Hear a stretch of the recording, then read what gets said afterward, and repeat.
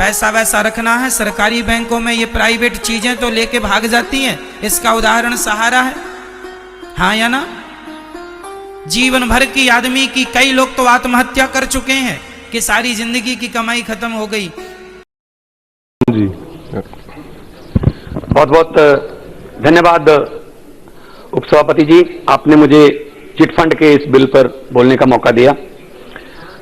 ये जो chit fund है, जब तक तो ये छोटे लेवल पे रहता है, जब आपस में लोग जानते हैं एक दूसरे को, तब तक तो ये सही चलता है। लोग एक दूसरे को पैसे इकट्ठे करके, जिसको कमेटी भी बोल देते हैं, तब तक तो ये ठीक रहता है।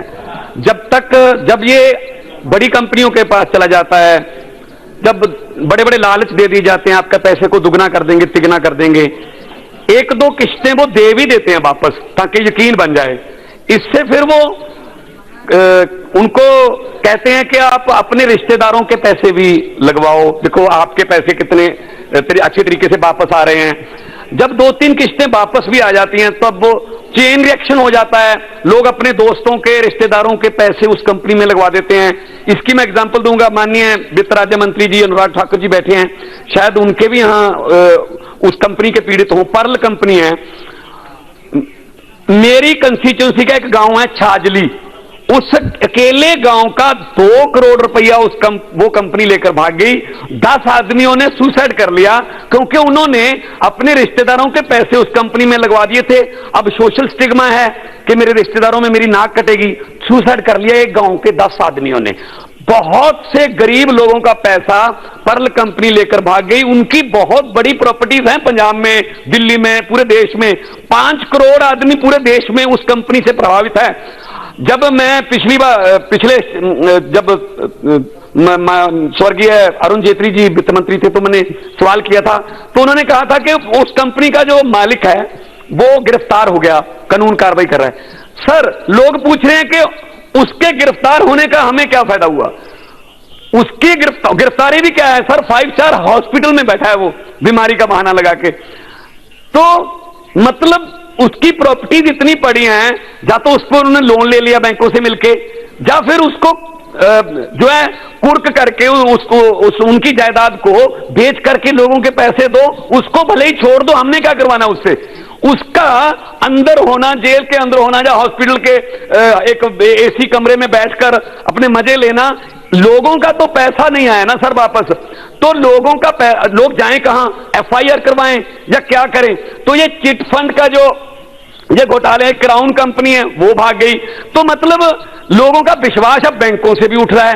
अब कहां पैसा लगाएं? प्राइवेट में लगाते हैं तो चिट फंड वाले भाग जाते हैं, लोगों की कमाई को लूटा जा रहा है। वित्त राज्य मंत्री जी, मैं आपको एग्जांपल देता हूं, अमेरिका में एलन स्टैमफोर्ड नाम का एक आदमी था, उसने अमेरिका के लोगों का पैसा ले लिया कि मैं डबल कर दूंगा, ट्रिपल कर दूंगा। उसके बाद उसने धोखा किया सर, एक बड़ी मुश्किल से वो इलेक्ट्रिक चेयर से बचा। इलेक्ट्रिक चेयर है, वहां फांसी नहीं है, तो बड़ी मुश्किल से बचा, लेकिन 185 साल की सजा हुई है सर। ऐसी कोई मिसाली सजा दें ताकि फ्यूचर में ऐसे घोटालेबाज लोगों की मेहनत का, खून पसीने का पैसा लेकर भागे ना। अब बैंकों से पैसा लेकर भाग जाते हैं। हमें क्या पता कौन सा अब नया नीरव मोदी, नया विजय माल्या निकल आएगा। हम बैंक में पैसा जमा करवाने से भी डरने लगे हैं। अब किसी प्राइवेट को देते हैं पैसा कि ब्याज दे देगा, वो पता नहीं कब वो चिट फंड कंपनी वाला भाग जाता है। जाएं कहां? डीसी नहीं सुनता, पुलिस में जाएंगे तो गरीब आदमी की कौन थाने में सुनता है? सो सर, ये बिल अच्छा बिल है, मैं कोई इस बिल का विरोध नहीं कर रहा हूं, लेकिन इसमें कोई अकाउंटेबिलिटी तो दो ना कि किसके पास जाए। कोई कलेक्टर है या एसडीएम लेवल का कोई अधिकारी है जिसके पास ये आर्थिक अपराध है, असल में आर्थिक अपराध की कोई शिकायत की जा सके? तो ऐसे तो कोई भी नई कंपनी आ जाती है, लोगों का फिर विश्वास टूट जाता है। फिर ऐसे में लोग करें तो क्या करें? उपसभापति जी, ये संसद जो है ये लोकतंत्र का बहुत बड़ा मंदिर है। यहां पर बोली हुई एक एक बात लोग सुनते हैं और यहां से कानून बनते हैं। अब इतने बड़े बड़े घोटाले के लोगों का भी दिमाग ऊंचा उठा दिया घोटालेबाजों ने। इतने 1000 करोड़ का घपला, 76,000 करोड़ का घपला, हमें तो यह भी नहीं पता उस रकम को लिखने के लिए जीरो कितनी लगती है।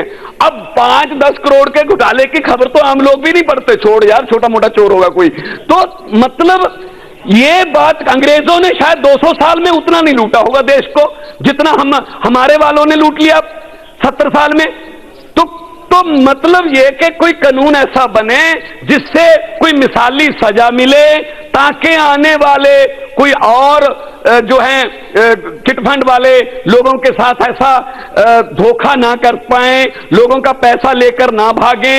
मैं फिर एक बार आग्रह करता हूं वित्त राज्य मंत्री जी को कि पर्ल कंपनी का जितना पैसा लोगों का लगा है ब्याज समेत उनकी जायदाद को बेचकर, ऑस्ट्रेलिया तक उनकी जायदाद है सर, गोल्ड कोस्ट में ऑस्ट्रेलिया तक उनकी जायदाद बेनामी है कि किसी के दामाद के नाम पे, किसी के भतीजे के नाम पे है।